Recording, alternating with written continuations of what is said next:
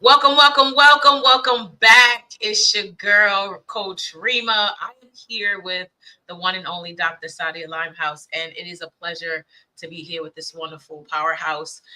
Welcome to the Big, Beautiful, and Wealthy, where we discuss just about everything about survival, living life, and taking it to the next level. And when I say next level, this woman right here is next level. You hear me? I'm going to give her a few minutes to just introduce herself to you guys.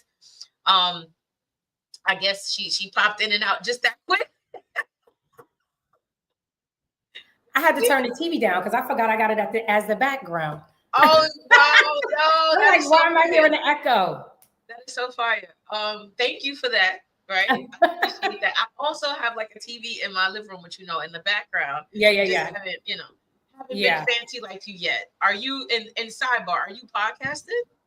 No, I'm not. So I just like the background of it. I wanted to put my logo up but I'm not really tech savvy, so I couldn't figure out how to do it. So I was like, I'll just play the interview in the back. But it is being recorded live for our website. So it's a branch off. So yeah, they can watch it and be able to record it at the same time.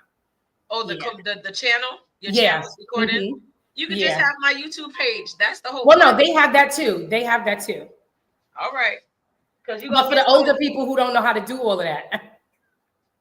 Listen, the more on YouTube, better for me. Right. Turn up. So I'm going to turn the mic over to you. For those that don't know, I've known Miss Dr. Sadia for about maybe 4 years now. Yeah. I want to say 4 years. I think since 2021. So like 2021, end of 2021, we've met. We actually worked on the same program some time ago, and she was in school and nobody knew. Nobody knew. Killing it in school, and nobody, she wouldn't say shit to nobody about it. Nothing. She just was humble as bee. Then all of a sudden she got the furry hat. Now y'all know how I feel about a furry hat. My furry hat. So I'm going for my doctorate in education. Come on now. And I will be getting my furry hat. So we have a Karen that is not supposed to be in here. So I'm going to kick them out the studio. Oh, wait. Let me see. All right. She's good. Karen, join us on the YouTube channel. Make sure that y'all are on the YouTube channel. And if y'all are watching, you can definitely join the conversation. Sadia, I'm passing the phone over to you. Welcome. Hi. First of all, thank you for having me. And I appreciate it. I'm humbled. And she didn't kick you out. You have to join the link that I sent you, the last one. She's like, she kicked me out. So what Sadia did, right? Her tech savviness, she was so serious about it. I sent 2 links. So the first link is where she comes into the studio, and the second link is where you guys watch from the YouTube channel. So please excuse. And I thank you all for being in the building watching. So go ahead. So hi, everybody. Good evening on this amazing but hot day. I am Dr. Sadia Limehouse, and I will say it is a pleasure. It's an honor to be interviewed by Coach Rema. I'm proud of you. Congratulations. She just graduated with her master's, right? Yes. Last week or 2 weeks ago? Yes. Okay, so come on down. My Black is educated. So congratulations to you. I'm so proud of you, first of all, on the many hats that you wear. And we love hats. So it's like a church thing, baby. It's a church thing. Yes, I am Dr. Limehouse. I think if I go in too much, then I'll kind of unfold everything. So I'll just say that. You I wear the doctor on my chest. Listen, you can't touch these questions. I got you. Okay, got you. I got you. Just let them know where you from. Okay. Let them know, a little bit about you. Like just where you're from and where you was raised up at. That's it. And I'm gonna go into my questions because I got some stuff for you. Okay, so I am from Long Island. I am a proud Long Island suburban girl. I love where I'm from. Okay. I'm the oldest of 8. The oldest, so I'm the second mother, right? And about me, I love life. And I love living life. And I love people around me who love living life. So yeah, I'm just that. I'm just a light passing through. Come on. Come on. I see why I have to have her on today. I'm going to get into these questions. Okay. Ready? All right. So, what season are you in right now? Right? Survival, success, or surrender? And why? I'm in manifestation successing. So I'm in that success I'm manifesting. I once believed in survival mode, but because of where I'm at in life, where I've been for the last couple of years, I can't be in survival mode and manifest. So I'm in my manifestation season, and I'm in my whatever I say, so be it season. Yeah. All right. Hello. Hello. Whatever I say is going to go on. Oh wait, I have to shout out my girl M. She's on. When I just came back from Bali for my birthday, and we met in Bali, and she lives in Paris, and that is my sister. We met in Bali, and she lives in Paris, and right now, so we are 12-hour difference. So right now, How do you pronounce her name? Let's give her girl, I call her M. Mura. So where she is 8:06 a.m. So she stayed up so she could be on here. I love you so much. I love you. I love you. I love you. So yeah. Yes. The family is watching, baby. Yes. I'm happy. So my next question is, what's one moment this week that reminded you you're built for this? One moment this week that reminded me that I think I had a report for work. I had something to do for work. I'm about to leave again for vacation because you know me, I'm always vacationing. And with being a boss, with being a director, a lot comes with it. Heavy is the head that wears a crown. So I needed to get this report done so that I could just coast. And in an instant, I was tilted because I was a little frustrated that I'm like, I want to get this done. And it's tilting me. It's frustrating me because when other people don't do their job, then it makes it harder for you to do yours. Correct. So I took a breath. I remember who the heck I was. And I said, you know what? If I wanted to get done, it'll get done. And it's done a whole 7 days in advance. So be it. And now we can go on a vacation and not have to worry about anybody. Absolutely. Right. Absolutely. That part. Absolutely. So my next question is, if you had to sum up your purpose in just one sentence, what would you say it is right now? I came here. My purpose would be to unlearn everything that I thought I knew, to relearn it the right way and do it all new. That's it. So your purpose is to be a student. To be a student. I love being a student. Hence why I love school. I'm a student to life. This is my classroom and I'm in it. So I have this theory that I say to my students. So, I teach GED now. In 2 different NYCHA developments in East Harlem. And what I say to my students is, when I first met them, I said, I'm stupid. And a lot of people, they don't understand these words. We use these words or have heard these words over the years, used in very derogatory ways. So we don't use it for the right meaning. Right. And being stupid means lack of knowledge, right? A little bit of ignorance, which is, again, lack of knowledge. Right. And I say, it's because I'm stupid, I go to school. Right. And I start off like that. And they're like, what? Don't call yourself that. Don't say that. And I'm like, nah. Smart people don't go to school. They know everything. They know everything. There's no school for you. There's just, if you're not teachable, you're ignorant. So like I love being studious. I love the idea that you're studious because we can go further. Yes, you have a doctorate, but what does the next level look like, right? Like what is the next, which I'm going to ask you that in a second. So it says, you minding my business. It's the business that pays me, baby. Absolutely. And plus, people want to come to an interview where there's some realness of it. Not necessarily like it's the same thing. Everybody already know you, but do they know other things about you? Like what was your right now? Because 5 years ago, you wasn't the same person. Absolutely. A year ago, you wasn't the same person. We change every 11 months. Yeah, we change. Absolutely. So what season are you in now? Who are you today? Right. Like because you still had some experiences last week that changed you. Right. So this interview is present. Right. Because that's the only, honestly, and for the record, that's the only moment I live in. I only live in the present moment, so everything that happened before, it's relevant for reverence, but it's not relevant for purpose. right? And there's a difference, because when it's relevant for purpose, then you keep living in that relevance of that. But when it's relevant for reverence, you only reverence it so that you remember how far you've come and how far you still have to go. And so all we have is the present moment. So I'm living in the abundance of overtaking the things I'm telling you, the things that I thought I knew, right? And the things every morning I wake up, I really say to the universe, like, show me something new and show me how good it could get.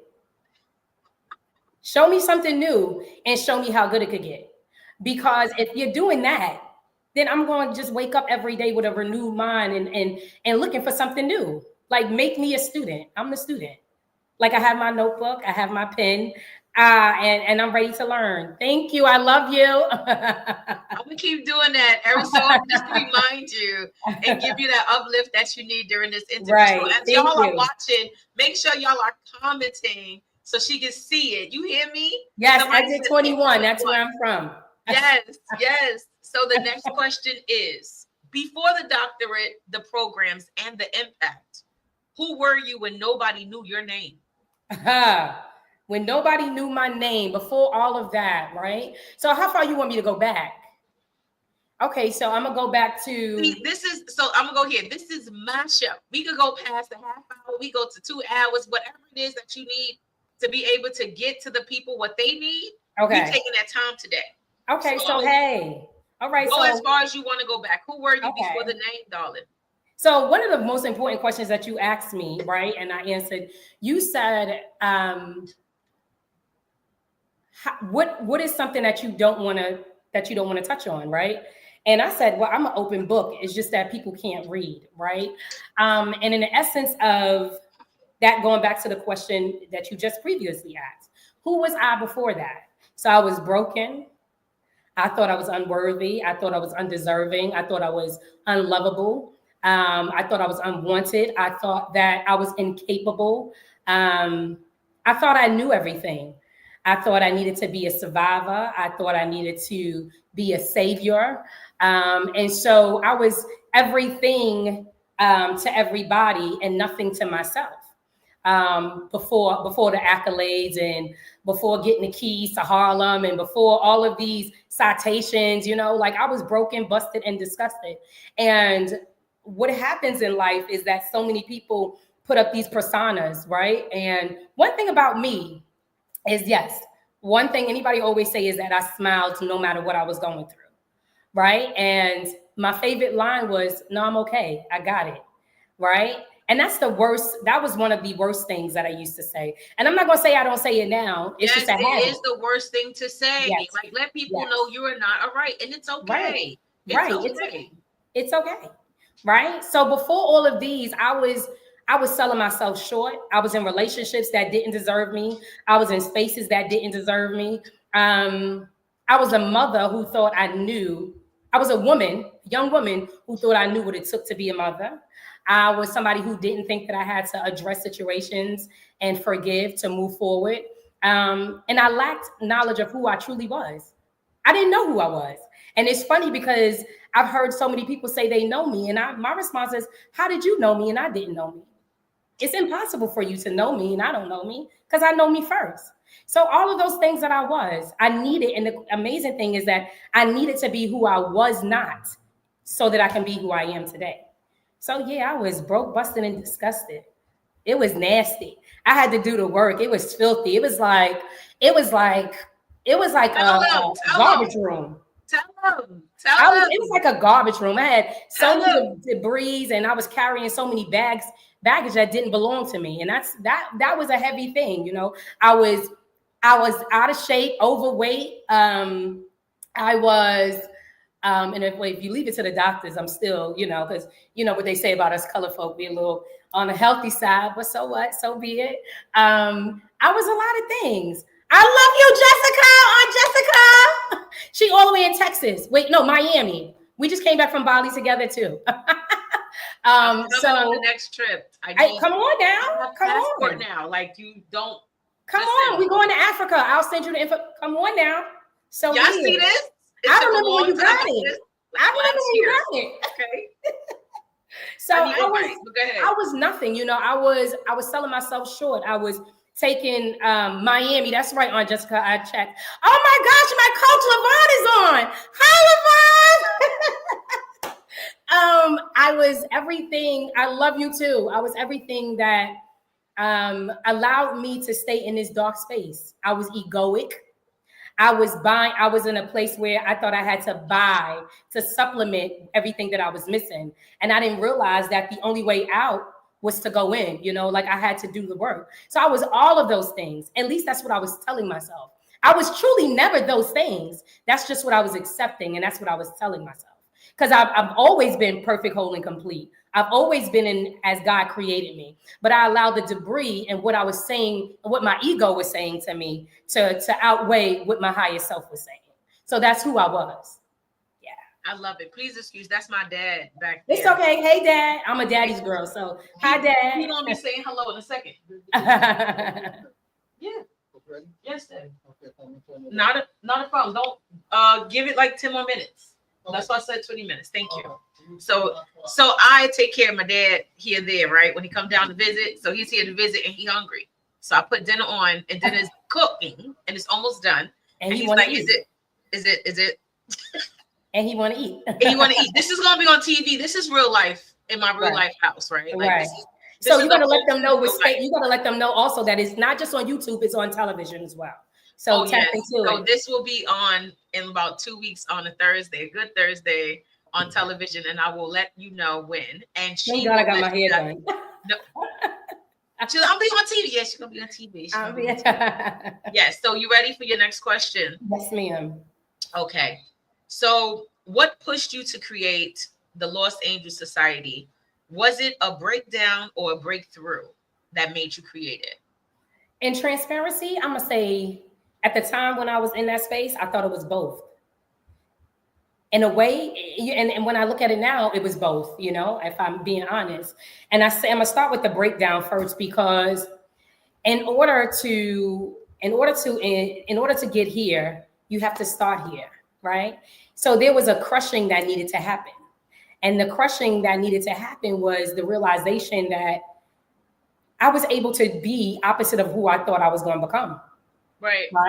And so I was in the breakdown of accepting. I couldn't accept, for some reason, I couldn't accept that I was worthy. I couldn't accept that I was a creator and I was in control of my own destiny. I couldn't understand and I couldn't accept that that this is my story and I get to write it, right? And there's no other author of it but me. So I'm the author and finisher of it with the overseeing of my higher self, you know? So I had to be broken down, right? And I mean broken down to the point where at the time when I created the Los Angeles Society, when I went public with it, right? Now 13 years ago.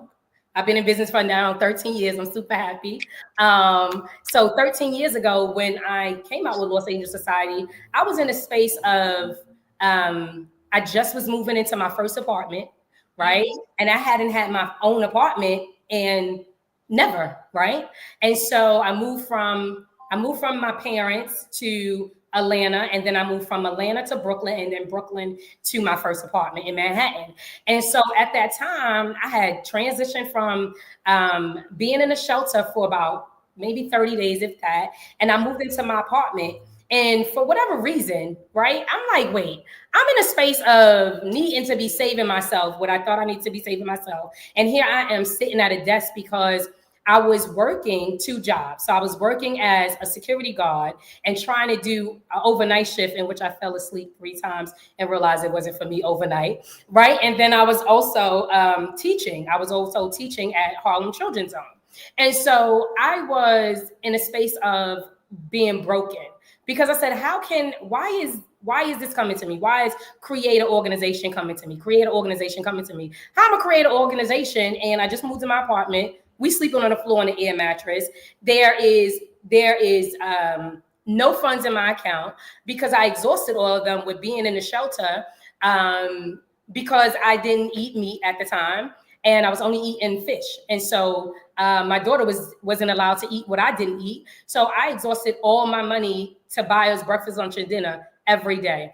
And so I said, wait, so I gotta be broken down in order for me to get the Los Angeles Society. So I just sat with that. And in the midst of being what I thought was breaking me down, I had to be crushed, right?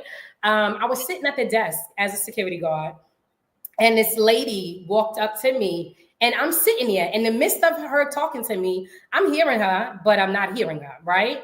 And she's like, you're so positive. I love every time I walk into the building, you have like this amazing aura to yourself. And I'm saying to myself, girl, if you only knew, when I leave here, I'm going to sleep on an air mattress with my child.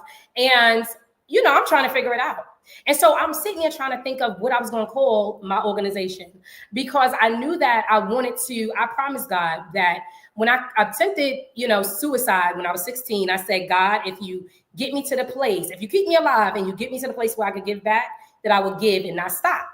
And so I'm sitting at the desk and I'm like, what am I going to call the organization? I don't know what to call it. And so I saw an exit sign, and then I wrote it down, and then I scribbled it up. And so when she came in and she said what she said, and she said, I want you to know that you're not locked in to being here.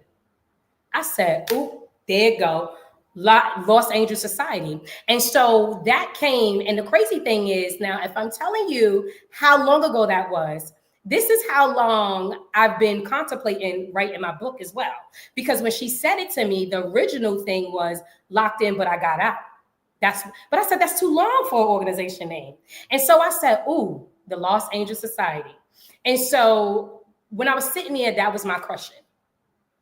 And I went home and I said, wait a minute, I don't have to do this. I don't have to live like this. I don't have to do this. And I can't tell you to this day how I matriculated everything. Well, I can tell you. Now I can tell you. I wanted it. That's the only reason I got it, because I wanted it. Because the only way to get something in life is for you to demand it, for you to say it, whether it's in your conscious or your subconscious mind. I would only have gotten it because it was in my space, right? I created it. And so I said, I don't have to live like this. So I went and furnished my whole apartment. I filled my refrigerator up. I had like a little housewarming with my close friends. And then my building came, me building up on myself, because I literally picked myself and my daughter up off the floor. Literally. And we went from the floor to the bed. And after that, you couldn't tell me nothing, because that was my first space being in by myself with my child. I hadn't lived anywhere. Now, from 16 to 21, I moved 21 times. So I was homeless. I had that story of I was homeless, I was moving. So that was my first time being somewhere. And because I didn't care if I slept on the floor for 6, 9, 8, 12 months. It was mine. So that was my building. I had to reevaluate where I was and where I came from. So yeah, that was that. No, I love it. See, I told you this ain't gonna be the regular interview type. You was coming hard. Let's go. Like, first of all, we're gonna get into the book in a second. Okay. But you're absolute. I think that we are given vision years ahead. Before the time comes for certain things, we're given inspiration. We're inspired to do some stuff. And I tell everybody, like, just write it down. Yeah. Whatever you feel right now, write it down. It may not be for now. It may not be a right now thing, but just write it down. Right. Because you never know when it's going to come back up. Right. I'm thankful that you kept that thought in your head this whole time for all these years until it came back up. You know what I'm saying? Right. So we're going to get into this next question. Okay, let's go. Okay. And for everybody that's watching, join the convo. Comment, like, share, whatever. Tell other people that we're live. Let them know to come watch it on Big, Beautiful, and Wealthy on the channel and everything. Absolutely. Like that. Okay, so the next question is, you said everything you have came from changing your mind. What beliefs did you have to unlearn to step into the version of yourself today? Haha. So this is an amazing question, right? And it's an amazing question because many will understand and there are some that don't, right? The belief I had to change was that it was somebody else's fault and that it was somebody else's responsibility. Because nothing in life that I encountered was no one else was responsible for it. It was something that came from me, because if it's in front of you, then it comes from you. And so even the segment of me thinking that I needed to be displaced, I made that story up. I needed to, for whatever reason, I walked myself through that story. I felt like I had to take the hard road, right? And the truth was that's not the truth, right? And so I would say thinking that it was somebody else's fault and that it was somebody else's responsibility to change what was in front of me. That was the biggest belief that I had to change, because once I did that, when I changed my mind and I started accepting that I was made perfect, whole, and complete, and that there was no imperfections and there was no such thing as lack, and that I'm truly created in the image and likeness of my creator, then how could I be anything less of that? And when I did that, I promise you, and honestly, another thing was that I didn't think I had to forgive. But forgiveness was the biggest thing. And it wasn't a forgiveness for anybody else. It was a forgiveness for myself. Hey, that's my wife. Hey, wife. It was the forgiveness to myself, I didn't have to, there was nothing for me. There was nobody for me to go to. I had to go to myself. And I think we as beings don't realize the hardest work we do is the ones we got to do for ourselves, because the only way out is to go in. So I had to really own the fact that it's a me thing. Like, you're not experiencing a great relationship with your mother because you don't have a great relationship with yourself. You're not experiencing a great relationship as a mother because you're lacking the relationship with yourself. You're not being cheated on by nobody. Who cares if they did? It's the cheating on of yourself that you're doing, right? And nobody around you is giving you unhealthy environments. It's you, Sadia. It's the I. And once I accepted that, when I tell you it wasn't, and I'm not saying that days don't happen to where I have to check myself, but I'm saying that when the days happen, I'm able to check myself now. I'm able to sit with myself. And a lot of people, they say to me, you know so many people, you sit with so many people. I say, yeah, but the best person I got to sit with that I'm comfortable sitting with now is myself. I don't care who's at the table. I sit with myself, and I sit with myself in a space of that. This is all a lesson. It's all a lesson, and I'm willing to play this game called life. And I'm playing it to be a winner. I'm playing it to be a winner, not to be somebody who's the woe is me, because I did that already. I did the woe is me. I did the it was my mother fault. I did the it was my family fault. No, it was a Sadia thing. It was a Sadia thing. That's it. That's it. I love that. It's me. No, I love that. I think holding ourselves accountable and taking accountability where others started pointing fingers. I think that's a big part of the growing up phase that we all have to kind of admit. But I learned that comes from schooling. And I know I'm going to push this on everybody, but schooling doesn't look like schooling all the time, right? Schooling can be progressive or traditional, right? Are you in spaces to learn? Right. I had told I'm coaching a few ladies, and I was telling them, I said, listen, there's a saying that says, if you're the smartest person in the room, you're in the wrong room, right? The wrong room. It's bullshit. The wrong room. Wait, I'll tell you why. Because it's your room. It's your room. It's your room to teach people. Absolutely. It's your opportunity, right? Because that's your room. Right. So it's, a lot of things that we tell ourselves, it just, it is what it is. But taking accountability of what life looks like, that is so powerful. Right. You know what I mean? Like, it's if it gotta be, it's up to me. Now right. That thing is one of those, right? So right. I just appreciate that's your viewpoint. But like I said, over the last few years and watching you move, I can see it. I can see how you live what you're saying. You're not just saying it. You know what I mean? And that's a big compliment. That's a compliment. That's the highest compliment. Like, people tell me all the time, you're so beautiful. People tell me all the time, I love your energy. But the compliment for me is when somebody say, I see that you're doing the work. That's the compliment for me. I hear other things all the time, but when somebody say to me, your energy, your glow, and I see that you're doing the work, then I mean, that's a reward for me. That's something that money can't buy, something that a plaque can't give me, because that means I'm really doing the work. What you can see is I'm really doing the work. And not saying that days don't come, but I know how to shift myself, and I didn't know how to shift myself before. I didn't know that it was a me thing. I didn't know I could shift myself. You know, we not taught this stuff. We pop out Yeah, and we fall into stuff. We have to yeah, read things. We have to be in the right room. And I call it course correcting. I think everybody should be in some kind of group setting every so yeah. often. It doesn't necessarily have to be group. It doesn't necessarily have to be school, but I need to be in a room with other people that know different things. We can Right, all be on the same level, right, but I need to be in a space where I know other people know different things, because when I'm reacting or doing, I need someone to check me as right, well, right? right, And I need to be able to listen to what they said and reflect. right, Am I right, really a narcissist? right, Right? right, I can be. Am right, I really loud? Because I can be. Let me check, but that's how we check ourselves with the right. world, right? And So being in community is important. It's important. You have to be in community, and you have to be like, if you don't have, and my friends know, hold me accountable, because I'm going to tell you, don't come telling me that you don't feel well. And I'm going to tell you that's because you don't want to feel well.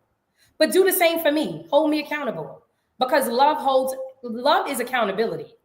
If you can't hold me at accountability, don't fix your mouth to say you love me, because love is what love does. And because love is an action word, you have to act on love. You have to right, say, hey, you're not being in your best space. You have to do that. And when I tell you I'm grateful for my community, I'm grateful for my community, because one of the biggest things that I asked for, right, and I know I manifested it. I said to the universe, give me a community of people that I don't have to translate to. I want us to speak the same language. I don't want to have to translate. I don't want to have to do that. I want people that speak my language, so that when I'm talking, it's not press one for understanding and then you misunderstanding. It's not that. It's press one for understanding and we understand. We might not always agree, and that's fine. But I need people who speak my language. I need people that say, no, Sadia, that's not nobody else's fault. That's you. That's a no, yes. Sadia. You going off on a Pull deep up on end. me. Pull Yes. up on me. Pull Pull up up on on me. me. Knock Yes. on my door. If you don't see me, well, don't knock on my door, because I don't play that. But but come see about me. Come check on me. Get me together. Get me together. And it's important to have people around you that get you together. And I will say this to answer the question that you asked, right? I had to learn that I had to unlearn that fear was a thing. And I've had to learn that fear was an illusion. And the very thing that I feared, if I kept fearing it, I was just making it to come into fruition. And I'll say that with retrospect to, I feared having, one of the things I feared was having the same relationship with my daughter that I had with my mother. And I feared it so much that there was a segment in time that my daughter and I was operating as my mother and I once did. Correct. And I Correct. had to stop. Some scary shit. And the most powerful thing that happened was that I got to see my daughter at 16, which she is now. And I looked at me at 16. And I realized the only reason that my daughter and I had the relationship that we have now is because, one, I forgave myself. And two, I forgave a mother who didn't even know how to be a mother at a time. You know what I'm saying? So I had to learn that the very thing that I thought was fear, there wasn't fear. There's no such thing as fear. It's all an illusion. It's me making up something from my ego, opposed to creating from my higher self. And so that's something that's really big. Unlearn the fear. Unlearn the fear. So that you can learn to have the behavior properly. And I wanted to parent from love and not from trauma. And at one point, I was parenting from trauma. No, you can't go here. I don't want you to do this. These people are too much. No, because she got her own higher self. She don't need me to be her protector. She protects herself. So I had to unlearn fear. Yeah. I love that. I love that. Hey, Sam. My friends from college. My sister, she thinks she's my daughter's other mother. Hi, Sam. Yeah. I love these people. These are all my people. So we're gonna get to this next question. Hi, Sam. I see you. Hello to everyone, and thank y'all so much again for joining us and talking in the convo, like having the convo with us. And I also offer, this is our interview.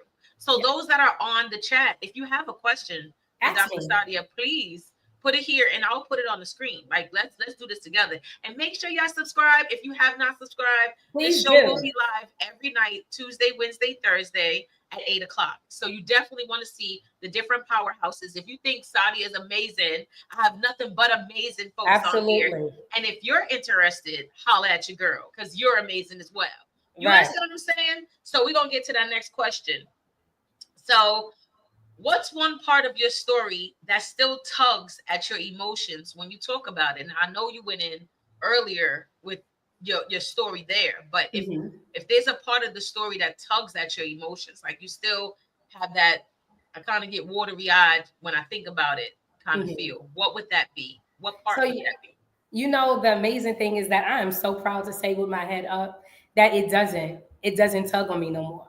And so because it would have been, because before we would have been bawling me talking about my mother and the situation. But I don't, it doesn't, because I understand now. I understood for a while that all I had to do was have a conversation, first forgive, and have a conversation and move forward. And so I had to let go because it's not something that I'm proud for about, but it's a transparency. I hated her. I could say I hate my mother. And it wasn't her that I hated, it was the actions that I hated, right? And now, like, I speak to my mother 100 times a day sometimes, and she called me 100 times. She called me right before the interview and was telling me off, like telling me to don't forget to mail her stuff. But it's no longer a soft spot. I understood what that was for, right? And so yeah, I don't have that. I don't have that no more. And I'm very proud to say that, because we wouldn't have got through here. I would have been like trying to find me tissue, wiping my face with my sleeves. It would have been a snot bubble. I'm grateful to say that I grew up. I grew up. I grew up.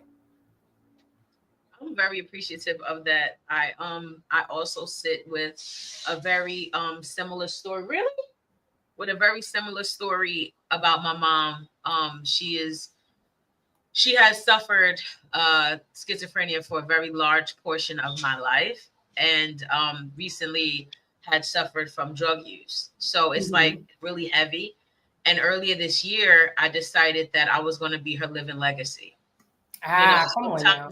sometimes we can't fix or change things because it's out of our control. So we pray on it. We try to hope for the best and things of that nature.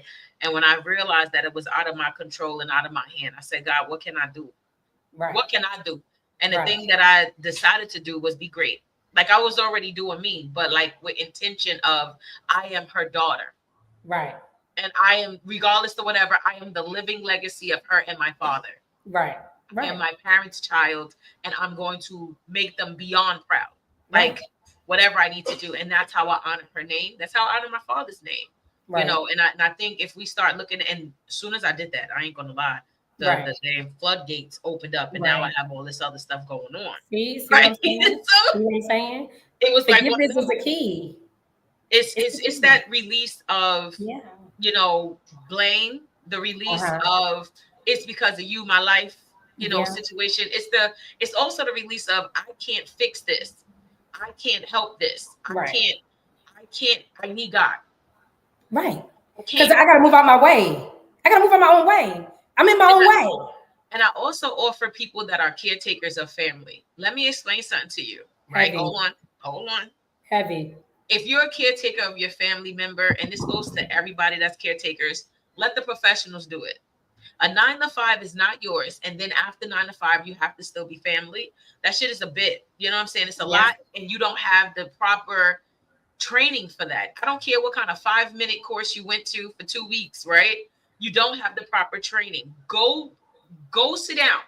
Go live your life between that 8 and 4:45 or whatever it is that you work for, and then be with your family in the evening or whatever. But allow them to get the help they need. Right. People need to get help, and there's people that get paid to help them. And say that again. Say that part. Say that part. People that Say get that part. paid to help them. Do Say that. not worry about you getting the check because you want the money, because you're not mentally.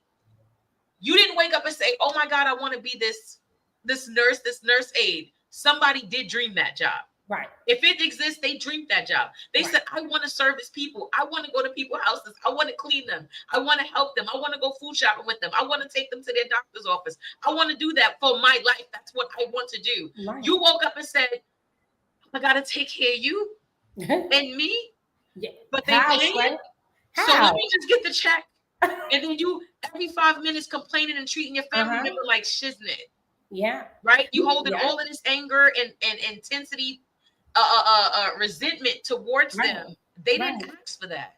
Right. And you know, you got to understand that. You got to understand that. I think what it is that when it's first of all, let me say this because my daughter is on. Anaya, I love you so much. My daughter is on. Hi, Naya. She texted me. She said, I'm on. I'm like, hi, Naya. Hi, Janice. Hi, Jim.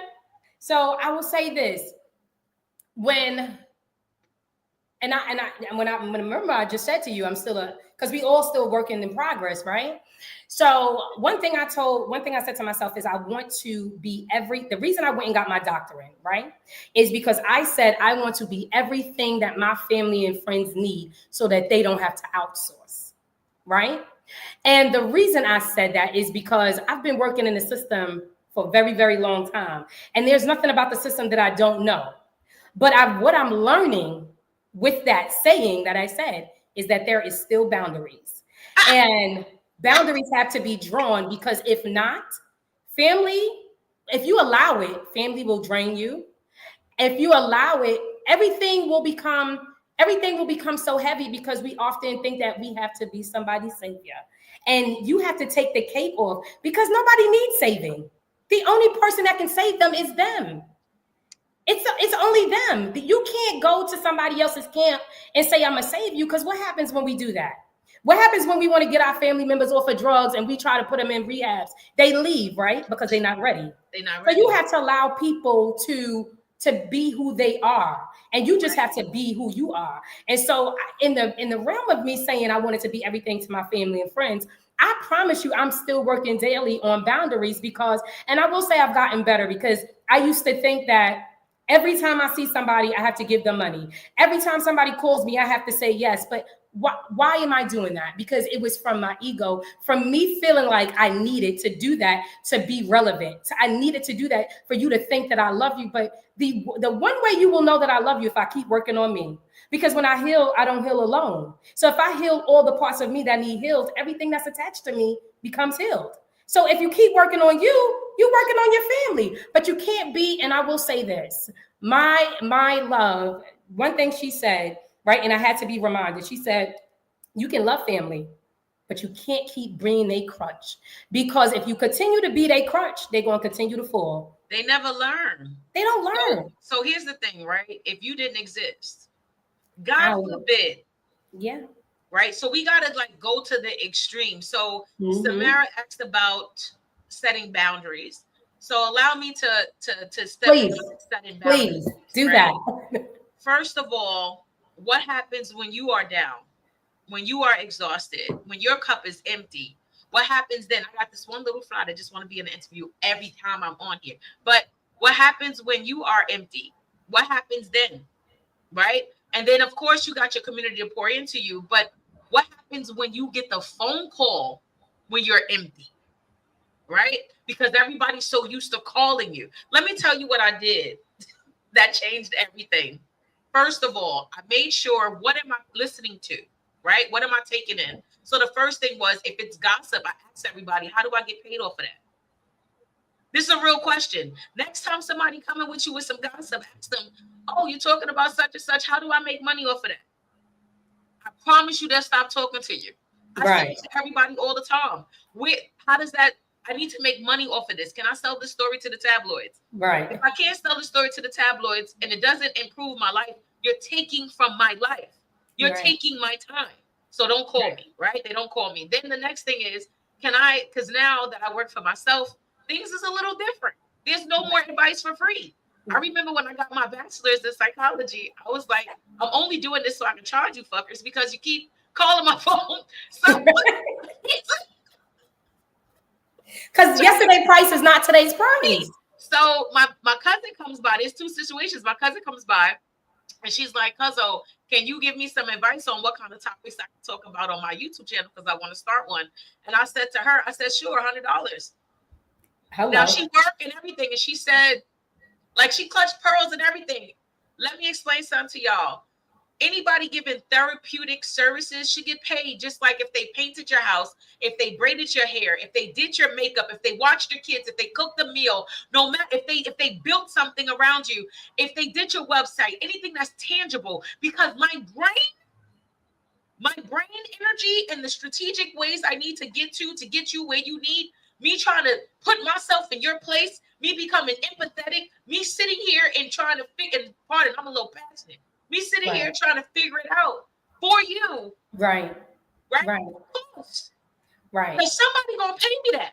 Right. And I told her, I said, you don't have to pay me, but you can ask somebody else. Because I work for me. Which is the other piece that we have to also understand about boundaries. Yes. Right? Yes. When that phone bill come in and you can't pay it. Come on now. You're giving away all your product for free. Training people for free. Hey, you need help with your website? I'll help you. Hey, you need help with your social media? I'll help you. Hey, you need me to call this person and write this email? I'll help you. No, I'm a consultant. You got to go book me. You got to Calendly. Family, not family, because when I ain't got to feed them, how you going to help me? Absolutely. Absolutely. And if we pay each other, we end up putting our money in a recycle. Right. Like if we get to recycle our dollars, it looks like this. Sadia, I'm going to pay you for your book. Right? Then you're gonna hit Sam because Sam is watching. You're gonna give Sam money because she cooks pies, right? Then Sam is gonna sit there and pay for a barber from Bill, right? Bill gonna sit there because he got a barbershop. He need my coaching and pay me. That same dollar just circled in our community about 5 times. Why would I not charge you, and why would you not charge me? I had another friend really briefly. He goes, well, Rema, can I call you? Right? Can I call you and can I call you with my new partner? Because we're looking at some venues. And I was like, sure, $100 an hour. Really cheap. This is cheap. This is friend price. I'm like, $100 an hour. And he goes, I said, but when you was painting my house and you was taking care of me, I paid you about almost $2,000 to take care of my apartment because I paid your skill set. We need to start paying each other's skill set. Maybe he didn't have it. Maybe he wasn't able, right? I'm going to throw that out there. But at the end of the day, I'm not going to budge. You can't talk to me for free no more. Unless you're on here. Unless we're doing this. Unless we having this moment. Be a part of my situation. Help me make some bread. Shout me out. Promote me. I'm sorry, going all the way in. Because it's a thing. It's a thing. And that's where holding accountability is. And I think what happens is that we forget that, hi, Naya. Hi, Shanique. My sister's on. Hi, Tiara. My other sister's on. What we forget is that I'm not charging you because I know you or you not. I'm charging you because I'm worth it. I'm worth it. And when you go to Gucci and Louis Vuitton, you don't get to speak to them. So how do you feel that you can pick up the phone and speak to me for free and get therapy? No, that's not okay. Now, if I'm in a space of, you know what, this is what I want to do for you, then that's it. You know what I'm saying? But we have to, what it is we have to start holding ourselves as valuable so that we attract valuable. We got to stop lowballing ourselves, because when we lowball ourselves, then we attract lowballing. If we hold ourselves to a high standard and you say, you know what? No, this is what I'm charging. Yesterday's price is not today's price. You don't go to concerts. You don't go nowhere and not have to pay the set price. No. Now, if that's what you want to do and you want to keep giving it away free, so be it. But my degree cost me too much. I'm sorry. I'm not sorry, but I'm sorry. Hello. And mine's getting ready to cost a lot. Mine's getting ready to cost a whole lot. Come on. If you do hair, charge your price. If you do parties, charge your price. If you do therapy, charge your price. Because guess what? Don't worry. I always say this. Don't worry about who not supporting. Worry about attracting who will support. That's it. Because the universe always sends what you desire, what you request. And so in this season that I'm in, I'm only want to be around people who know that I'm worth it, like I'm worth it. So you're not going to ask me for something that you know you would pay for somebody else for. And we got to stop playing with ourselves. It's only us that play with ourselves. We got to stop playing with ourselves, and then other people will stop playing too. So be it. Let's go. So I got the next question. I get fired up, right? We set on a price. Right. I don't do a hook less than 2,500. Yes, and she can sing herself off. Right. Come on, Sam. Come on right? now. Look, her getting through college course. Yes, too. Absolutely. Love that. Hello. Love that, and absolutely, T. Thank you. So we got the next question, right? Okay. Sierra said, "Charge your price." Come on. Right? So the next question is, you teach ownership over blame. Mm-hmm. What does that really look like when life hits hard? So in order for one to even understand that, they would have to understand that the law of vibration say, whatever you put out, you get in, you're going to get back.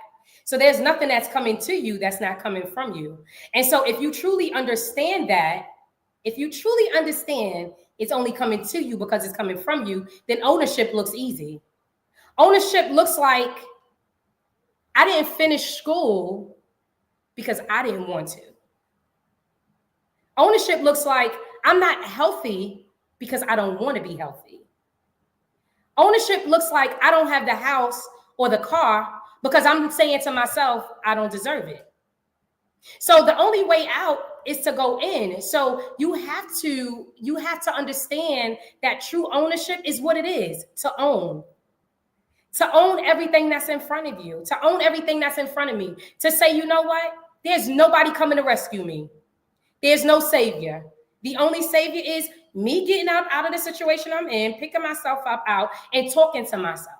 And so you have to do the work. It's something that you have to do. You have to stop listening to things that taint your spirit, and you have to start listening to uplifting things. You have to pick up a book and read something inspirational instead of scrolling through social media all day. You got to stop sitting at tables where they gossip and talk about people, and they talk about lack, and they talk about sickness, and they talk about unworthiness. And you got to start sitting at the table that talk about prosperity, start talking about growth, start talking about good health, start talking about traveling. You have to get out of your unfamiliar, and that's what it looks like. You got to own it, because if it's coming to you, it's coming from you.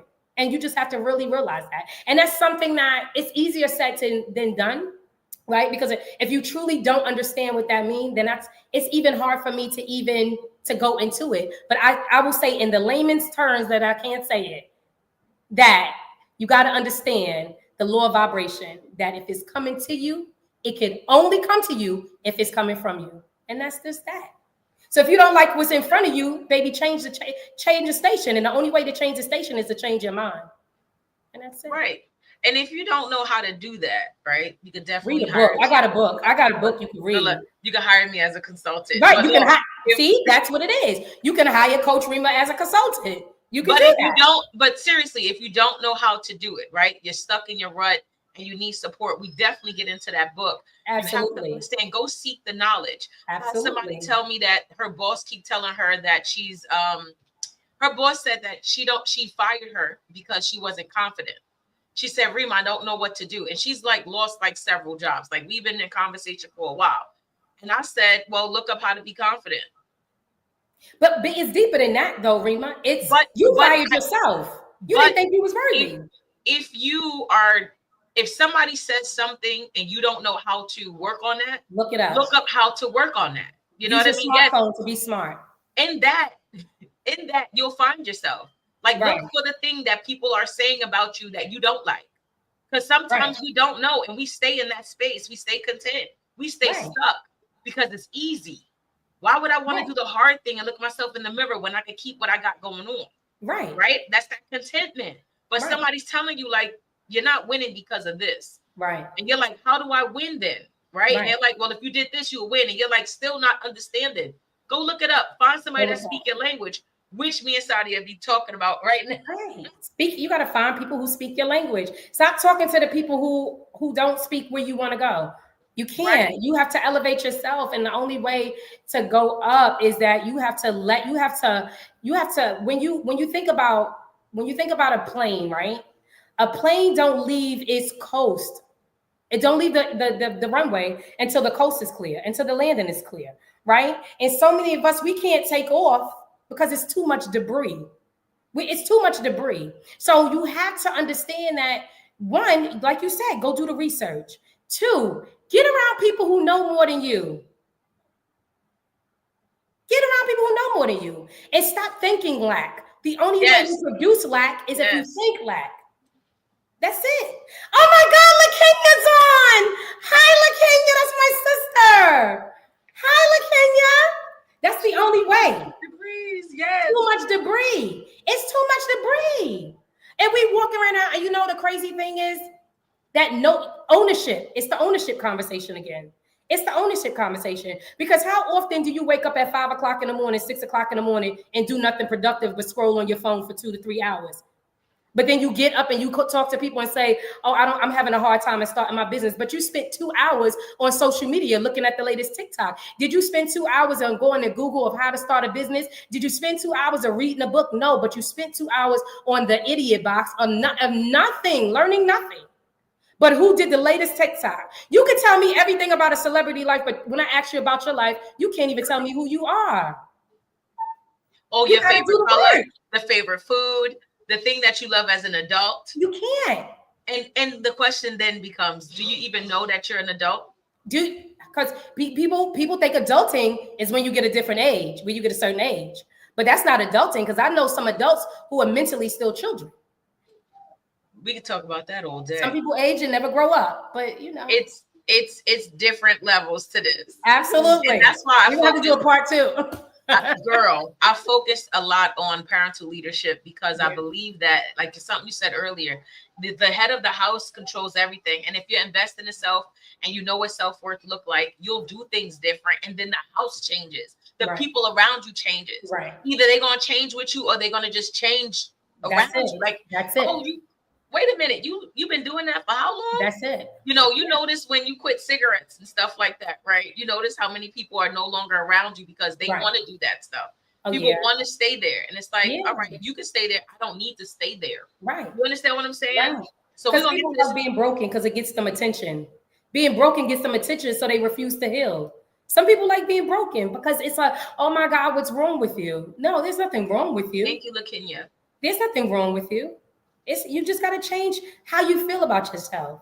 You gotta invest in yourself, because nobody that is none of these people that are at their high peak did not invest in themselves. Right.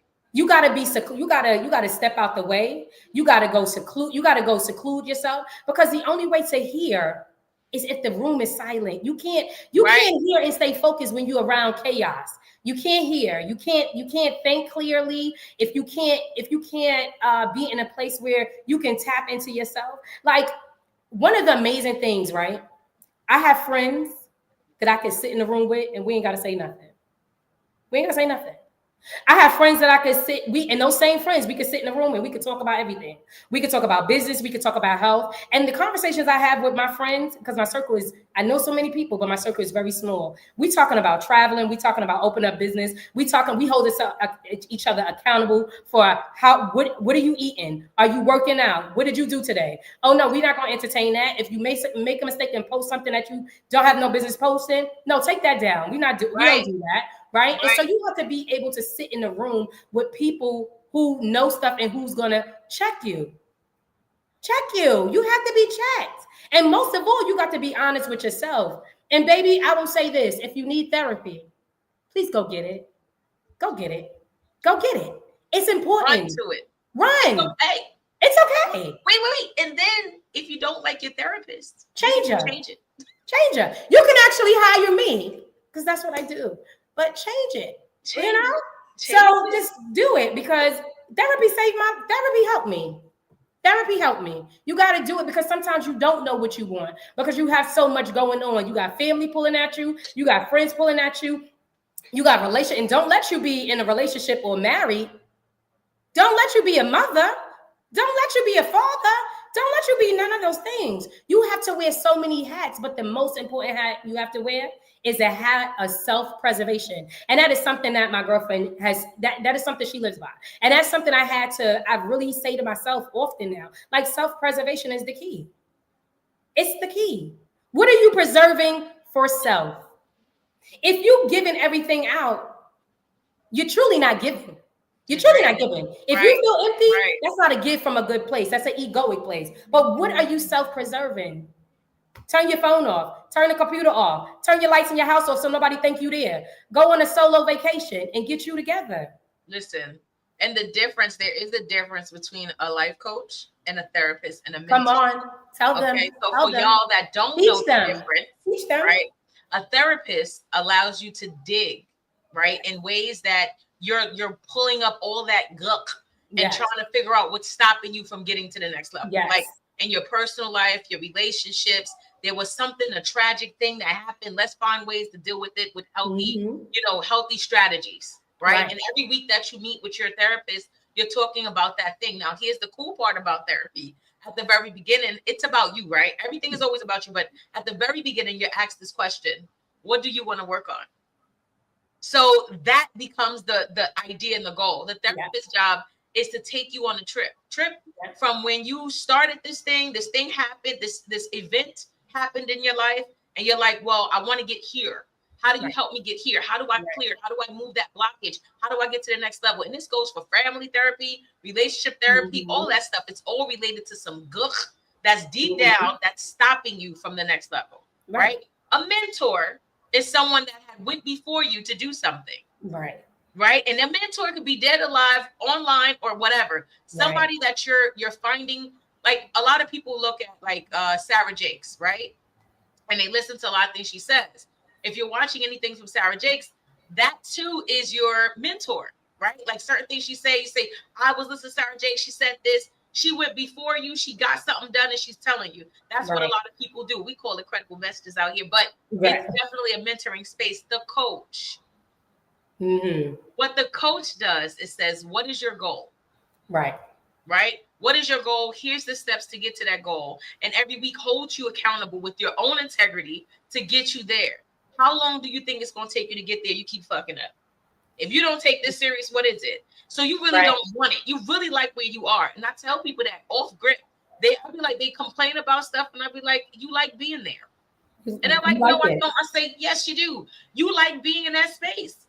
Because if you didn't love it, it wouldn't exist. Absolutely. So now y'all got the definition of all three. Definitely hire Dr. Sadia as your therapist. But do so understand that it ain't, it's no walk in the park over here. It ain't no walk in the park. It's not me being nice. It's not gonna be that. It's gonna be, you gotta do the work. You gotta do the work. Because I'm holding you accountable. So you can hire me by all means, but you're gonna have to do the work over here. Because I don't want your money. I care more about your ability to see who you truly are than I do your money.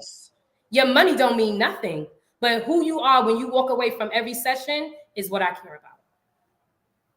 So my next question to you. Yes. Before we get into this last, I have 1, 2, 3, 4, 5, 6. I got a few more. Okay. Right. But before we get into that, let's talk about your book.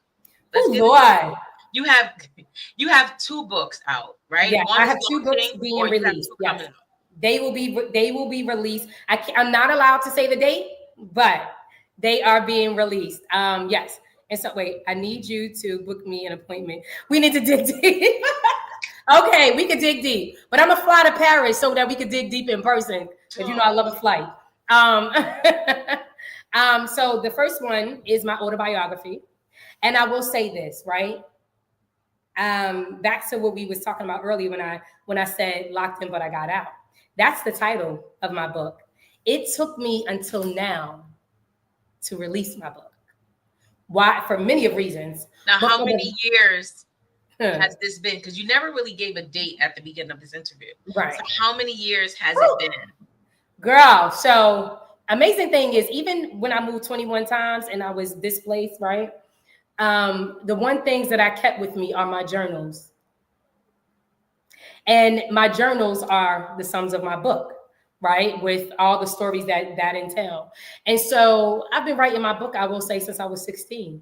Since my journey started. Because when I couldn't sing, when I couldn't cry, when I couldn't talk to nobody, I wrote. And so I was able to keep my journals along the way. And so I would say I started at 16, but when I decided to come all together was 2011, right?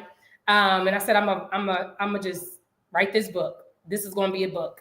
And I will say that I'm finally ready to release it because I have healed the parts of me that did not want to release it.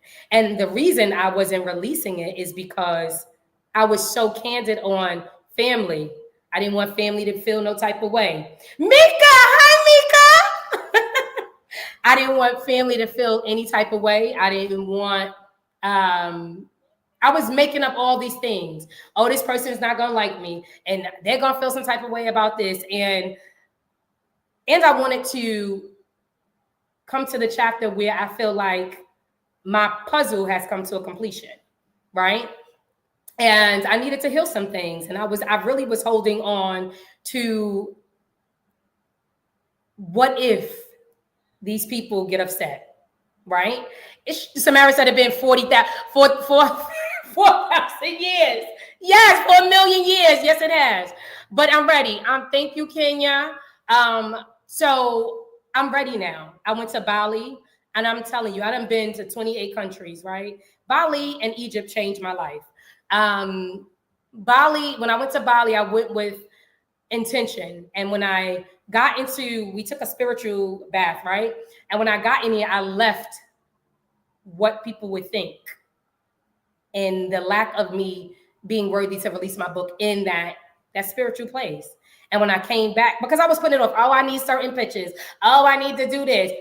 It wasn't that. It was because I was caring more about what other people would say. And I wasn't being true to myself. I was behavior modifying it. And that's not being true to me. Because that's not how you operate from your higher self.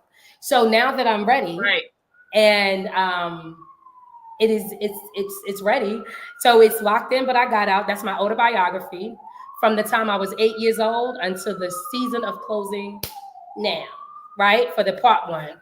And we got a question in the chat.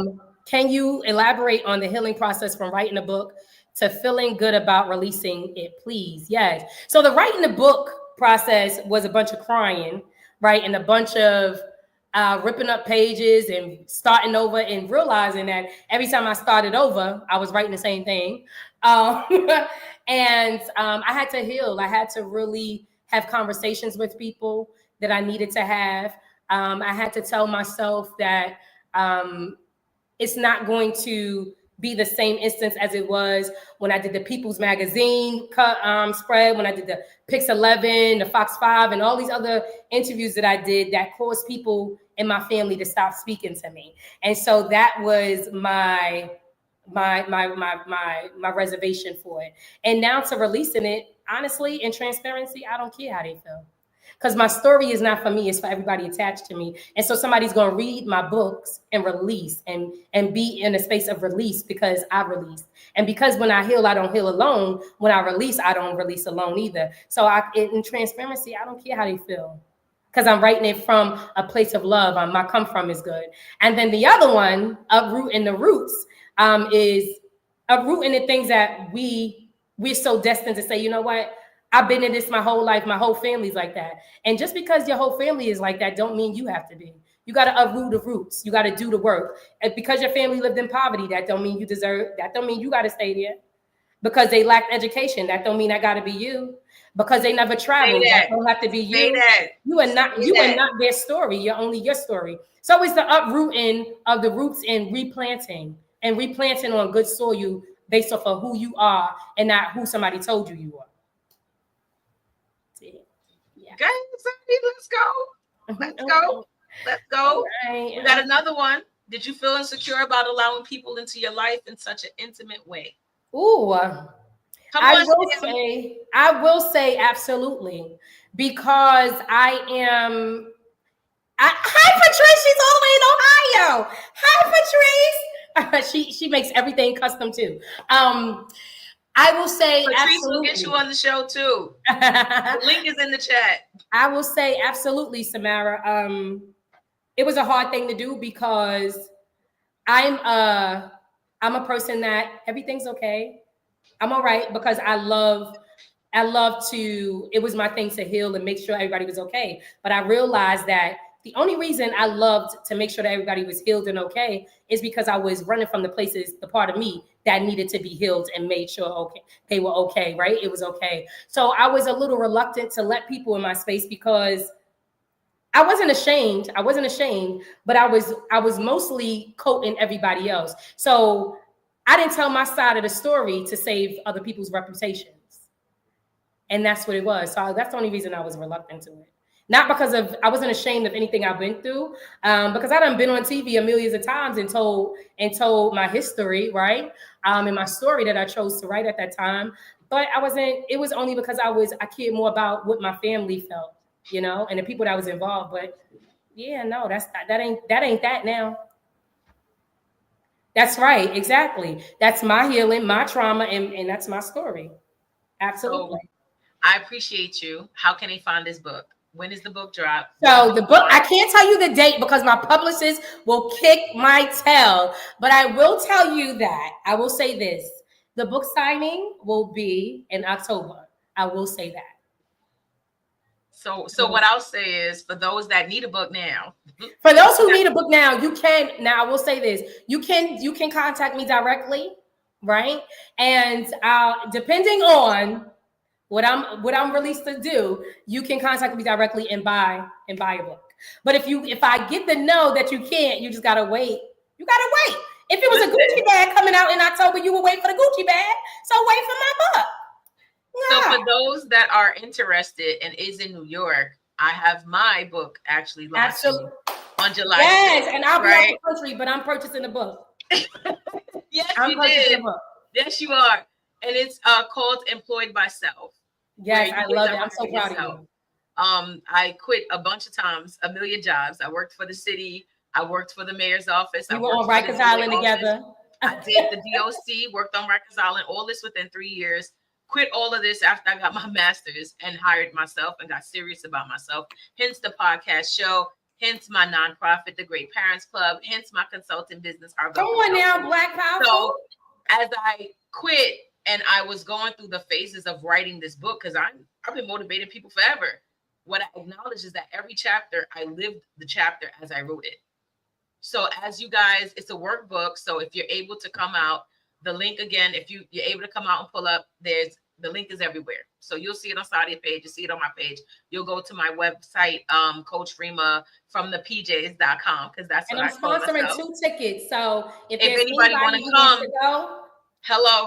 I won't be in the country, but I'm sponsoring 2 tickets and I'm buying a book. So if you want to go, you'll be in the country and you'll be here. Just text me and you got the ticket. I love it. I appreciate you for that. And I love you. Love is what love does, baby. And if you are looking to write your book and you're looking to do these things, Absolutely. like go be fabulous, right? This is what we coach. We do our conversations around. This is what this part is about, right? And there's a piece in this interview that I'm not doing with Sadia because I'm doing it in reverse. And this is the piece. So usually in the interviews on Big, Beautiful, and Wealthy, I do a strategic plan. So I coach somebody on something that they are stuck at. However, we're going to do this a little different. And I'm going to ask Dr. Sadia to give some advice to a couple of people. I got like 3 questions with this. And if y'all still rocking out, I appreciate y'all. And yes, we're going for a little bit longer. Okay? Sadia, you good? You need a break? I'm good. I work from home, so I'm good. So the next question is, what advice would you give someone who wants to launch a nonprofit but feels stuck between passion and paperwork? If it's your passion, first of all, you're not going to feel stuck, right? And I would say that you got to do the work. So with the work comes paperwork, right? And so if you're not willing to do the work, don't start the journey, because the journey is a journey. And right. I would say keep a journal, because sometimes all your thoughts don't come together at once. Jot down. It doesn't have to be a complete sentence. It doesn't have to make sense. But keep a journal. If you want to start a business and it's something that you want to start and you want to write a book and whatever it is, keep a journal, and every idea that comes to you, write it down and give yourself a goal and set yourself, if it's 3 months that you want to say, hey, I want chapter 1 done, at that 3rd month, hold yourself accountable. And if you get to that 3rd month and it hasn't happened, go back to the drawing board. And get with some people who wrote books, and get with some people who own businesses. Talk to Get in us. your circle. Get in your circle. Talk to For us. real. Go to seminars, go to webinars, go to events that focus on writing books, that focus on whatever it Right. is that you want. Look on Eventbrite. They have so many free events. They have free events. First of all, if you're in Harlem, okay, all you got to do is Google Coach Rema, because she got an event every other day and probably twice on Sundays. So, and in her seminar, she teach on certain things. I would just say, Google it. Use the phone and the computers for something that is going to benefit you, truly. And I want to also offer share.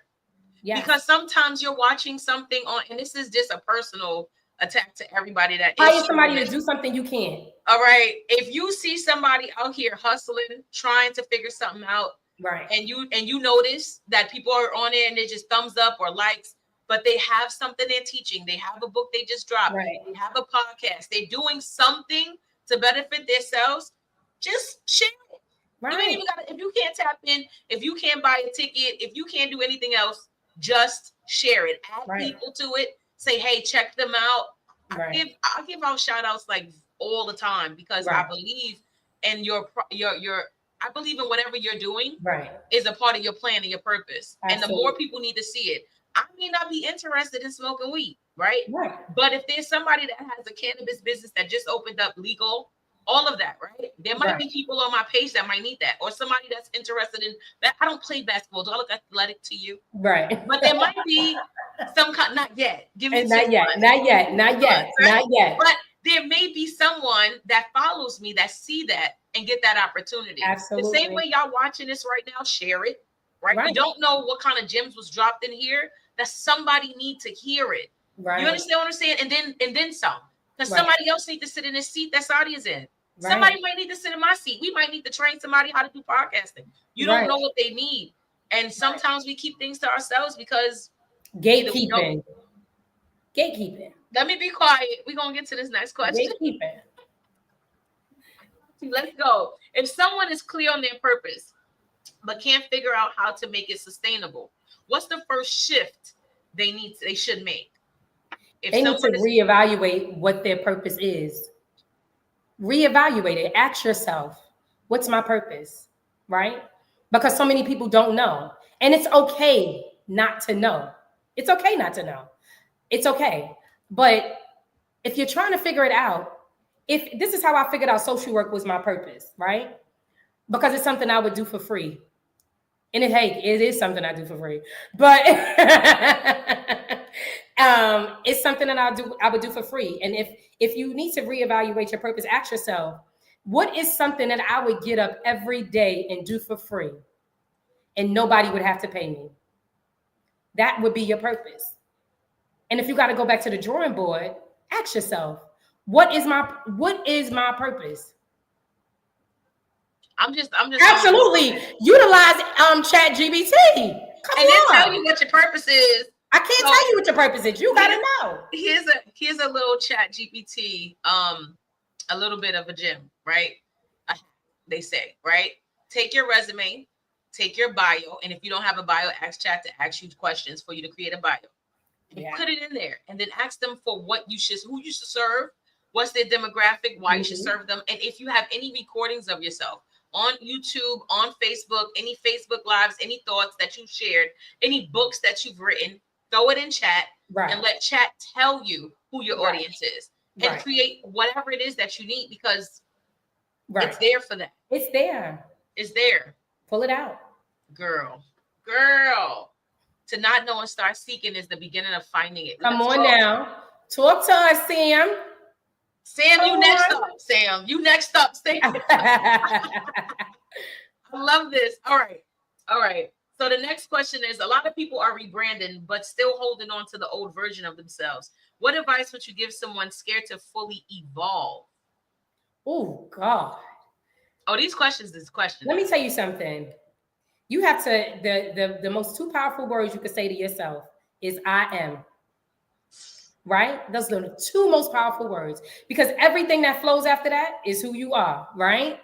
And so if you're in the space of rebranding, you got to figure out why you're rebranding, right? Are you rebranding from a place because people are not supporting you, are you rebranding from a places because that's no longer what the population you want to serve, you have to figure that out. And so once you do, you have to do that first. But once you do, you have to go back to the drawing board again to ask yourself again, what's my passion? What's my passion? Because along with the rebranding has to come your passion. They go hand in hand. So work on why it is the reason you're doing what you're doing. Keep that at the top of the page. And you know how in school we used to draw the trees, the family tree, and we put the branches on the side. Put a tree and make every branch resourceful on that tree based off of your rebranding. And I will also say this: stop looking for the people you know to support you. Stop looking for that. You so gun hold. People be so gun hold on. It's the people I know that don't support me and that's the issue. And the universe is sending strangers, and you keep closing the door because you. Can I JR, please? Go ahead. So I'll give y'all an example. In 2015, I used to have a podcast. So I've been in radio forever, right? And I had a podcast show in 2015 called The Big Squeeze. Now I would just talk radio kind of shit, right? And I had a woman that she was a good friend of mine. And I didn't realize, I don't know, I'm a little bit of a narcissist, especially back then. But I didn't realize how much she was going through. And she was telling me she was going through stuff. And I was like, girl, don't tell me no. You got to be a part of the show. You don't understand. We doppelgangers. She looked just to this day, we still look like. We doppelgangers. You got it, da-da-da. You got it. Don't tell me no. And I didn't take no for an answer. She joined. She will only call into the show. She was 2 hours away. This is something real that y'all need to hear. She was 2 hours away. She would only call into the show. She would call in late. She would call in and then be on the other line with somebody else all the time. It was always something. So I left the show after my son passed, right? And then I went to revamp the show, and I had a conversation where I said, I'm going to invite another friend to host with me. So I invited him. He also lived 2 hours away. He came down every week for the show. He saw the value of the show. And I'm going to tell you the difference of the two. It's delegation game. Absolutely. I learned the delegation game by reading the book, Richest Man in Babylon. There's only one story in there that I pull from all the time. And it was about a man that wanted to sell jewelry. He went to a florist that was going out of town and gave him money and said, hey, listen, go to where you're going and go get me some jewelry. When the guy got out there to go get the jewelry and came back, he set up his table. So he's selling this jewelry. A lady come by and say, this jewelry's fake. Tell everybody the story. And I say, what went wrong? Who was wrong? You send a florist to get jewelry. With our family, there's only interest in loving you. They will buy one time to support. They will not do anything past that. When it comes to people that are real fans and real supporters, they will be there all the time. That's where your brand is at. That's where your audience is at. And if you don't know where your audience is at, again, once you figure it out, only go for that. Figure out where they are. Do they hang out on Eventbrite someplace? Like, is there Eventbrite for these types of people? Right. Are they holding at a cafe or a coffee shop? Who's organizing stuff for this type of people? Be around that and let them know, hey, listen, I got a product, I got a book, I got a conversation, I got an idea. And when you got ideas, and I'll wrap this too. When you got ideas, don't tell people that you want to work with them with your idea. Go with your idea and delegate a space for them. Say, listen, I have this idea. I want to do a book signing, and I would like you to play this part. Because if you put people into your idea, they want to take over in ways that you can't control. It turns into a snowball. Now, I know I'm going in. I'm just letting y'all know. That's not how you do it. How you do it is you come up with the whole creation, and then you plant people where they need to be. Sadia, I need you to come and do the door for me. I need nothing else from Sadia. Why am I pulling Sadia in to talk about the prices and the tickets and the food and all this other stuff? That's not her job. Just do the door for me. Right. Now she comes up. She says, where you need me, Rema? At the door. At the door. Do you need me to do it? No. At the door. At the door. At the door. But anyway, my bad. I digress. I got another question for you. Okay. Are you okay? Are we good? I'm well. I'm well. Anyway, so this is like us spending time while you're spending time with family. Right. I'm well. I'm together. Okay. You hear me? Yeah. All right. For the solo founders out there doing everything alone, what's your message to them about building support or community around their vision? Now, we all know you got community tapped in right now, right? So what? Absolutely. What is your message to them about building support or community around their vision? I will say this. Don't don't worry about don't worry about the support around you. Worry about the support that you're building within yourself. Because when you believe in your brands, it don't matter what else anybody won't support, they won't do. Tap into yourself and keep doing it. When I was selling my gala tickets and they were selling $150 a piece, and people was like, "Oh, that's too much money." I didn't care. I kept selling them, and people bought them who was supposed to be there. So Right. I would say, focus on your immediate space, your immediate circle. You know whether it's 2 or 3 people that you know you can call on. Those are your people.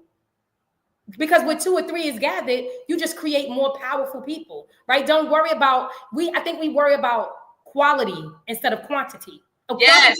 Quantity instead of quality. Yes. Focus on the quality of the people that you have. Don't worry about the quantity, because I know a pocket full of pennies that's worth more than a pocket full of dollars.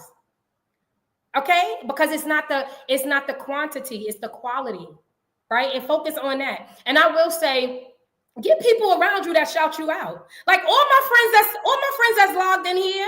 I got a financial advisor. My girlfriend, she does financial advisement. I got Shanique in here who does party planning. I got Shishi in here who cooks. I got Samara who sings. I got all these people in and here. y'all can drop all y'all socials too, like how we following each other. This is a networking space, ladies and gents. So definitely, whatever you need to do, plug it in. If you need them, you got to get people. And I'll say this. When you have a table, make sure that all your legs can stand. If your leg break, make sure that the table's still going to stand. Because that's how you know that you got strength, right? That's how you know that. And I don't want to be the only leader in my circle. I'm in the circle and all my friends are leaders. Everybody in my circle is a leader. Ain't no boss over ain't no I'm the boss and this, that. No, we all bosses. So at my table, there's many legs and we can carry each other. So I will say that in your rebranding season, in that space, make sure that you go back to why you are passionate about what you're doing. Because when you're passionate, when people are sleeping, you up 3:00 in the morning. You're dedicated. Find why you dedicated and continues to be dedicated. Don't worry about it. I love it. It all comes full circle when the time is. As we start to wrap up. Okay. Okay. So my next question to you, these last 3 questions. I promise it's 3 now.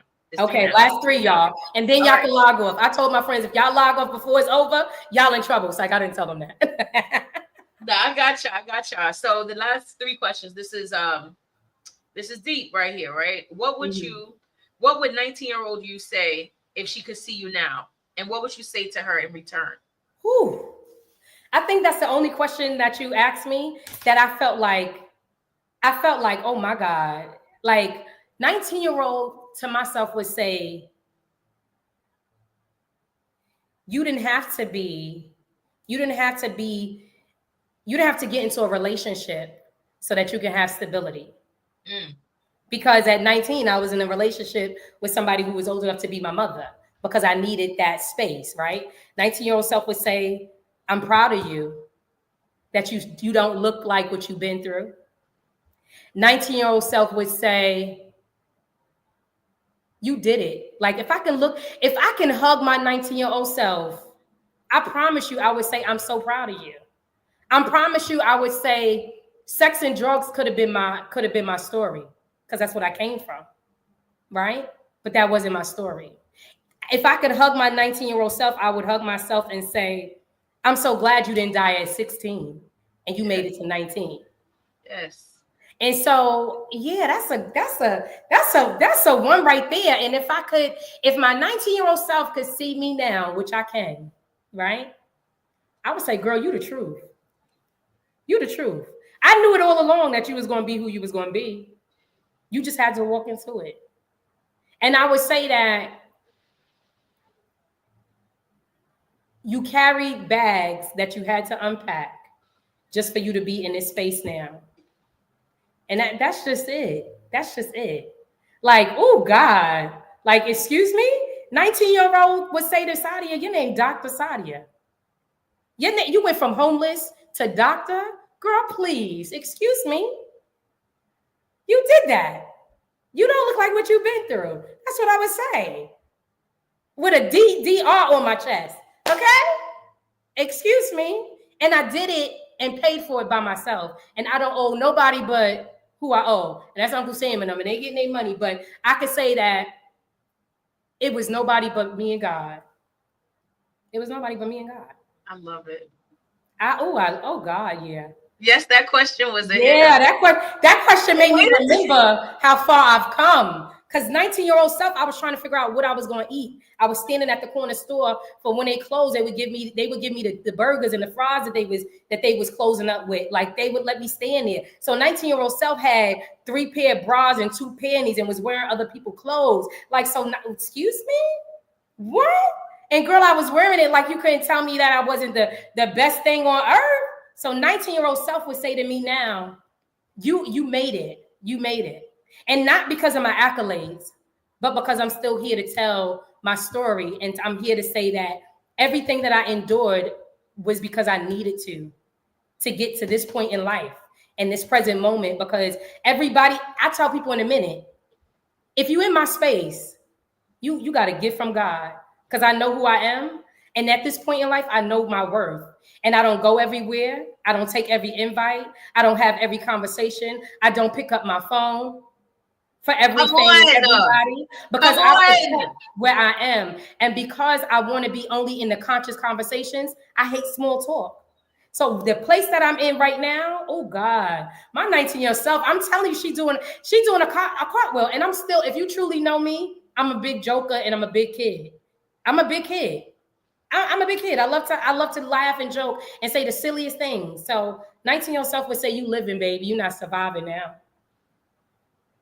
I love it. I just, I loved how that question reached you. It went like this. Like you was at the end of this, you're like, all right, we gonna make this smooth. Girl, that was like this. But I often advise folks to understand, when you are given and doing this work, you're actually talking to that person the whole time. Yes. You're not, your audience is if you're 40 years old, it's 20 years back. If you're 30 years old, it's 10 years back. That's the audience that you're talking to, because that's the person that you wanted to get through to become where you are today. Exactly. You understand me? So your books, everything that you're reflecting is for her. Yeah. Because she's somewhere waiting. Yeah. And this is for everybody that's watching too. Somebody is sitting somewhere waiting for you to show up for you. Yeah. Somebody is sitting somewhere waiting for that book to drop. Somebody is sitting somewhere waiting for that podcast. Somebody's sitting somewhere waiting for that nonprofit, for that for-profit, for whatever it is that was put on your heart to do. And I'm going to tell you, your story, stop taking it personal. The shit that's in your life, stop taking it personal. Stop taking it personal. Because it's somebody else's, light in the tunnel. They need it. It's their light in the tunnel. So go through that tunnel. You on the other side, turn around, flash and that grab somebody. Tell that story. Listen, I've been through this shit. I've been through this. I did that. Tell that story, because that's what it is. And if you focus on you, your people gonna follow. Your people gonna follow. But you know the crazy thing? You know what the crazy thing? Exactly. You know what's amazing? I get to speak to my 16-year-old self and speaking to my 16-year-old daughter. Because at 16, her story don't look like what my story was. And so I get to speak to her. I get to speak to her and me through her. I tell her how beautiful she is. I tell her how I'm proud of her she is. So I get to speak to myself. And it's amazing. It's an amazing, thank you, Jim. I love you, Jim. That's my Gemini. We 2 days apart. Yeah, so, that question did this. I did the bachata. I bala. Baby. I dance for that. I love that. I love that. So now the last 2 questions. This next question is, what's your message to the person who's big in spirit, big in vision, but still playing small? Oh, God. Stop playing. So we got a couple of them on this call right now. Playtime been over. We got a couple people watching. Playtime been over. Playtime been over. Stop playing. Playtime been over is what my message is. Stop playing with your gift. Stop playing with your gift. Because so many of y'all are talented, but you lack discipline. Become disciplined. Become disciplined. And stop playing with your gift. Go into you like you go into everybody else. The same way you pick on that phone and you encourage everybody else, encourage yourself. Stop playing with yourself. If school is what you want, go enroll back in school. Stop playing with yourself. If the home ownership is what you want, focus on getting your credit together. Stop playing with yourself. Right. If you want to write the book, baby, pick up the pen and get the journal. Write the book. If you want to get healthy, go get the gym membership. And if you don't have the money for the gym membership, go walking. Okay, walking is free and it is amazing. But I would say stop playing with yourself. Nobody's coming to save you. Stop doing it, baby. So now we are at my last question. So my last and my first question is always the same. Okay. Right? Just about. So the last question I have for you of the night is simple, right? Finish this sentence. Okay. I became wealthy when I finally blank. When I changed my mind about what wealth was. Because my consciousness is my currency. Money is not my currency. I'm not sustained by money. I'm sustained by my consciousness. So be it. So be it. So that I want to say I'm truly proud of you, because we've been around each other for years and we got to see the change. We got to see the snowball, and we was in the grud of the grud, working in Rikers Island, working in the men's prison, and when nobody was walking through the prison but us. Getting sick and going right back. Come on. We had COVID like 5 times. Come on, like we didn't even know it. Like, it's crazy. Walking through the male prison and being a woman in a dominated, beautiful environment with a bunch of men. Like, come on. I will say I'm so proud of you, and I get to see, and I'm so happy with being able to see the people that I know directly flourishing, because women are flowers. We're flowers with so many petals, and that's the beautiful thing about a flower. We get to replant. When it's replanting time, we spring when it's time to spring. So I'm so proud of you. I'm yelling loud, and you may not see me at your events because for whatever reason, I'm always traveling when you're doing something. That's probably I got something I gotta focus on. I gotta see why I'm always on the road. This is how it works, right? I don't tap in with people when I'm doing stuff. Right. Like I'm not one that be like, hey, what does everybody feel about this date? Right. I'm one to be like, what's available? Let's go make this shit happen. Right. Whoever's able to come, they can come. Right. With this event, particularly this event, this is my graduation party. This is my birthday party. My birthday was April 28th. My graduation Come on, Aries. 16. I'm a Taurus. That's right. Taurus. That's right. That's right. June 16th was my 14th was my graduation. That's right. Right. I didn't get to celebrate none of it. Right. At the time that I wrote this book, I actually did a seminar called Employed by Self Mindset, where I gave scripts to people. Like even on this particular event, I'm giving you a script to write and a text message to make some shit happen. Even put money in your pocket. So for those that is involved or coming to be in the room, it's going to be impactful. Then the 2 women that I'm coaching, I have them doing 2 things too. So it's a 3-for-1 seminar plus a book signing. It's just going to be a heavy hitter. And in my mind, there's so many other things I'm doing that I had to kind of like melt down for this. Right. If I was to tell you, I have contracts now with about 4 different NYCHA sites for just be doing strategy sessions with the leadership of the NYCHA group, NYCHA site. So resident leadership, the president, the team, the board, because I want to help the people like myself that live in NYCHA. Right. You understand what I'm saying? But you got to help the head to end up for the tail. Right.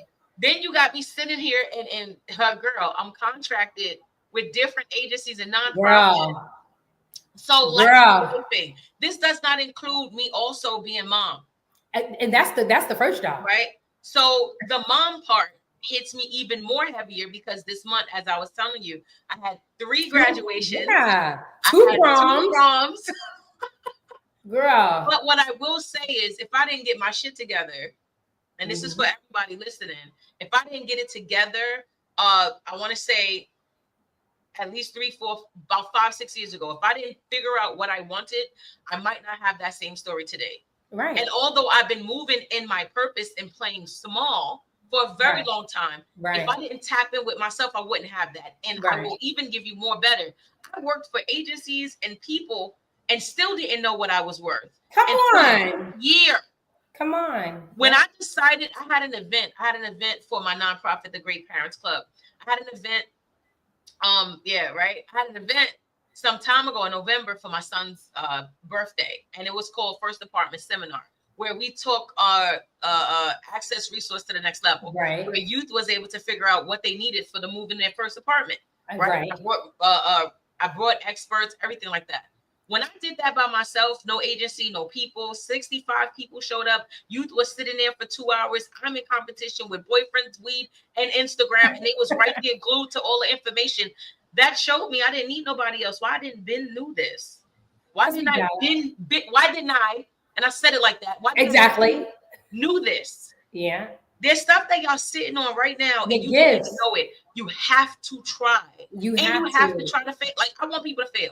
I tell people that all the time because you tried it. And majority of you won't fail. Right. You won't fail. It's a learning experience. And you pick up from a residue. There's a residue in it. It's not even a failure. It's a learning lesson, and you pick up from that residue. And I will say this to anybody who is doubting that it can be done. I promise you, it only can't be done because you doubting it. The moment you wake up in the instant, just like that, and you say, "I want this," it happens. Because I will tell you, I know I'm powerful. There's nothing that comes out of my mouth that I don't. There's nothing that I say that I don't get. From the cost of my flights, to the person that I want to be in a relationship with, to whatever it is. Everything I say, I get. And when we realize there is life and death in the power of the tongue, in that every time you say something, you're casting a spell. So be mindful of what you're saying to yourself. If you're saying to yourself, oh, every time I try this, it don't work, it's going to keep not working. But if you wake up and you say, you know what? I don't care what happened before this. In this moment, it's going to work. Guess what? It's going to work. Don't worry about, I know people who don't have great credit scores and they went to buy a car and they walked off the lot. I know people who didn't have money in the bank and went to go close on a house and walked away with the keys. So, and that's only because they said they deserve it and they want it. So I will say to anybody, anything that you don't have, if you want it, change your mind about getting it. I promise you, I'm a living witness. I'm telling you, it can be done. And you don't have to be, and this is another thing. Stop thinking you have to be silent about your blessings. Stop thinking that. Because when you're in the right circle, you don't have to keep nothing from nobody. First of all, we was told lies all our life. Don't tell nobody your business. Come on, you know? Hit it. If how you gonna sell your business if you don't tell nobody your business? Come on. The telling of someone, especially good people in your circle, we're gonna go there too. Yeah. But the telling of someone allows you to have an accountability piece in the universe. Exactly. That's why I get on social media. I got like 4,000, like millions of, like everybody. I'm like, listen, this is what I'm working on this week. Right. So somebody in my DM is like, Rema, did you do it? How did it turn out? And I'm like, right. We like to be held accountable through our integrity. That's why, and this I'm gonna end it like this. This is why we go to our 9 to 5 and we're there 8:45. We like to show the other person that we can do this. And the reality of it is, again, employed by self. Do you do it for yourself? Do you do it for yourself? Are you showing up for you? It ain't about showing up no more, but do you show up for yourself? Do you show up for yourself? That's what we pretty much talked about this whole time. Dr. Sadia Limehouse. Ladies and gentlemen, this was the big amazing. I love all my family and friends for being on here. I love y'all. Thank you. I appreciate y'all. I'm so grateful for my community, for my circle, for my daughter, for my wife, for my sisters, for my mama who probably on here and don't know how to use a chat, for my dad who's sleeping because he build houses in the heat. I love y'all. And I want to say to all my friends, I am proud of y'all. I'm so proud of y'all. To everybody that's on this call, if you have a business, please keep believing in yourself. Don't second doubt yourself. You got the thought because it was destined, it's destination. And so follow your destination and talk to God. Talk to your higher self. Tell God what you want. And the universe, God, let me tell you something, spirit going to deliver. I'm telling you. And if you don't know how to do that, we help you. Listen. If you're supposed to have it. Because baby. Because don't ask for something you're not ready for. Don't ask for something you're not ready for. This is a whole nother conversation. Yeah, we got to do a part 2. We got to do a part 2. We got to do a part 2. Put 2 in the chat. We got to do a part 2. So look, if you want a part 2, just let us know. You got to do a part 2. The pee the whole time. I didn't even get up. I love y'all. I really love y'all. And Sadia, don't hang up yet. To everybody else, again, thank you so much for watching the Big, Beautiful, and Wealthy live. And make sure y'all subscribe. Y'all enjoy Please. tonight. And Tomorrow, follow her we have every another week. guest. Every week. Every We week. got another guest coming on tomorrow night that will be talking about filmmaking. So, I mean, like, we need the same support. Tap in. So Tap in. I appreciate it. And if y'all are interested, you've seen the link in the chat. Definitely join. If you want to join, sign up. It is free to sign up to be a guest. So I open the door to everyone. Yes. I'll see you guys soon. Have a great night. Enjoy the rest of your week. And thank you again, Sadia. Dr. Thank Sadia you. Limehouse. Thank you. Later. Right. Night, Stay night. right there. Okay. Hold on.